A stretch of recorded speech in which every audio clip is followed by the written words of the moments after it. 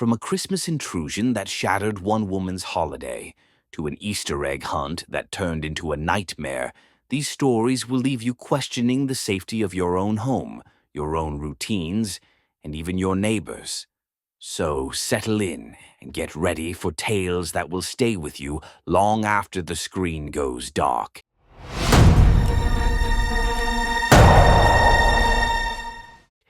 Now then, on to the first story.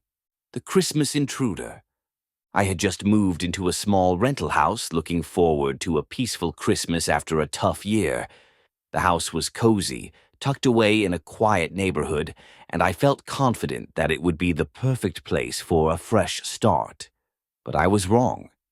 It started subtly at first, faint scratching at the back door in the middle of the night. It wasn't loud enough to warrant immediate concern, but enough to make me pause.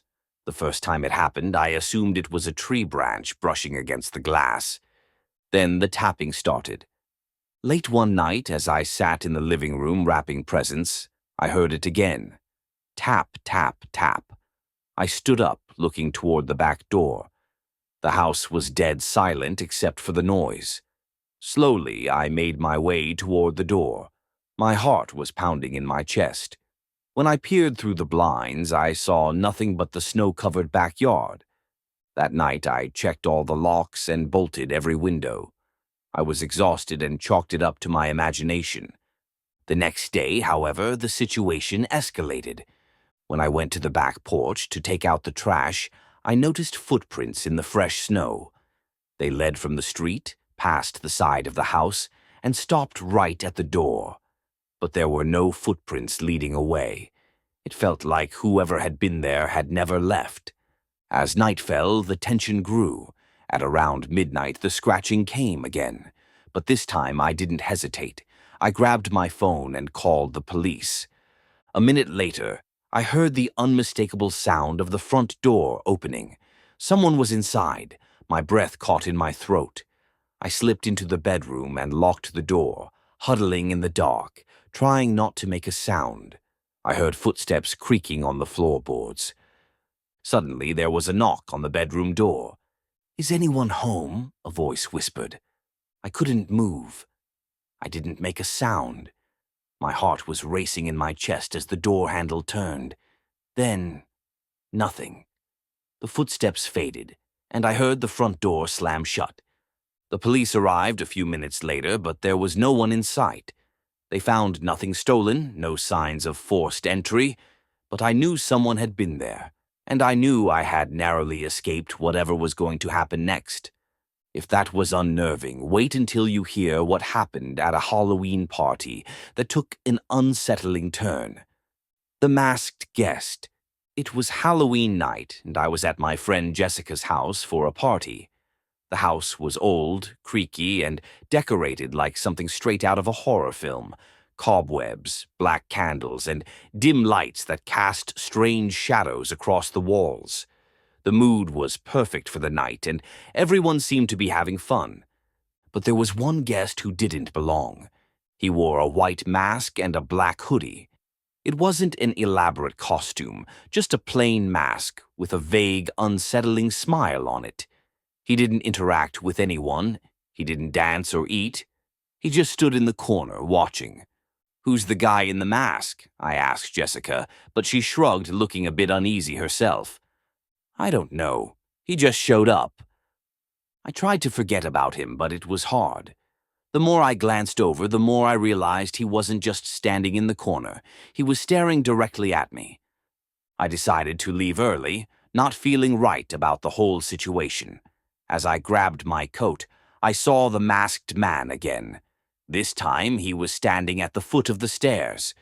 "Hey," I said, trying to sound casual. "The party's downstairs." But he didn't move. His head tilted slightly, as if studying me. That was when I realized something terrifying. He wasn't just watching me. He was following me. I quickly descended the stairs and ran outside. But as I reached the front door, I saw him through the window, standing in the hallway, unmoving. I rushed to my car, heart pounding. As I drove away, I glanced in my rearview mirror and saw a shadow flicker across the street. Someone was following me. I called Jessica the next morning to make sure she was okay, but she said everything seemed fine. That is, until she checked her phone.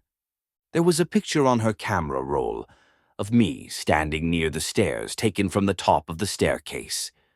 Moving from the unsettling atmosphere of a party to a quiet night at home, let's head into a chilling New Year's Eve experience. The countdown. New Year's Eve had always been one of those nights I didn't care much for, so when I found myself alone at home, I was perfectly fine with it. No parties, no fireworks, just me, a cozy blanket, and a good movie. As midnight drew closer, I noticed a car parked across the street. I thought little of it at first. It could have been a neighbor. But then I saw the same man sitting in the driver's seat, the interior light casting an eerie glow. By 12:15, the car was still there, parked, unmoving. I turned off the movie, my unease growing. Something didn't feel right. The doorbell rang. I hesitated. It was after midnight and I wasn't expecting anyone. The doorbell rang again. Then 3 firm knocks. I peeked through the peephole but saw nothing. Whoever it was had stepped away. Then I heard it. The unmistakable sound of someone walking around the back of the house. Suddenly the doorknob rattled. I grabbed my phone and dialed 911, but before I could hit send, the rattling stopped. Silence. I moved quietly to the window and looked outside. The car was gone, but I saw someone in the shadows, standing, watching. I didn't dare open the door. I locked every window and shut the blinds, praying the rest of the night would pass without incident. After a terrifying New Year's Eve, it's time to step into a more public setting, an Easter egg hunt that turned into a nightmare. The Easter egg hunt. It was a sunny day in early spring, and I had agreed to help out at my niece's Easter egg hunt at a local park.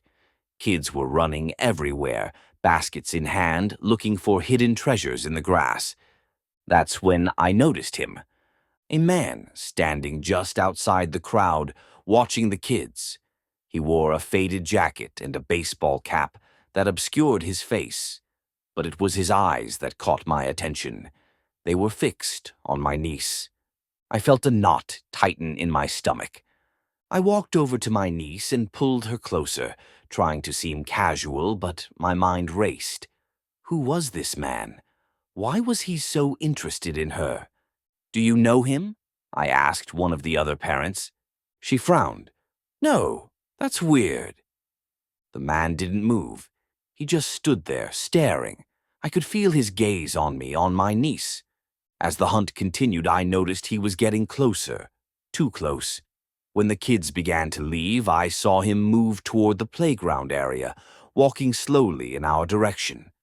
I tried to keep my cool, but when I turned back, I saw him standing behind a tree, just watching. I hurried my niece to the car, but when I glanced over my shoulder, he was gone. I reported it to the police, but they found nothing. Later that week, I heard a report about a man trying to lure a child into his van at a nearby park. The description matched him perfectly. And now we arrive at a truly terrifying story, where an intruder turned a seemingly normal night into something out of a nightmare. The delivery man. I live alone in a small apartment complex, and I often order things online. It's easier than going out, and it keeps my weekends stress-free. One afternoon, I ordered a new desk, and when the delivery arrived, the man at the door seemed harmless enough, mid-30s, wearing a company uniform. He smiled and asked where I wanted the box. I pointed to the hallway, and he left without another word. But as I closed the door, I felt something was off.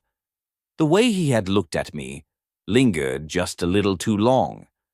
Later that evening, I heard the sound of footsteps outside my apartment door. I looked through the peephole and saw him standing there, looking up and down the hall, his head swiveling unnervingly slowly. I stepped back, heart pounding. He was staring directly at the door now. I backed away, grabbed my phone, and called the police. But before they could arrive, I heard him. He was knocking on my door now, gently at first, then harder. I stayed silent, my body pressed against the back wall of my apartment. The knocking stopped. There was no sound, no movement. I waited in the silence for what felt like hours.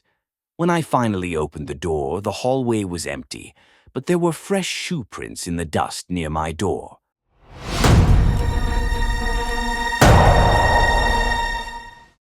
If you've made it this far, you know just how real the fear of the unknown can be. If these stories kept you on the edge of your seat, don't forget to hit like and subscribe. There are always more terrifying tales just waiting to be uncovered, and I don't want you to miss a single one.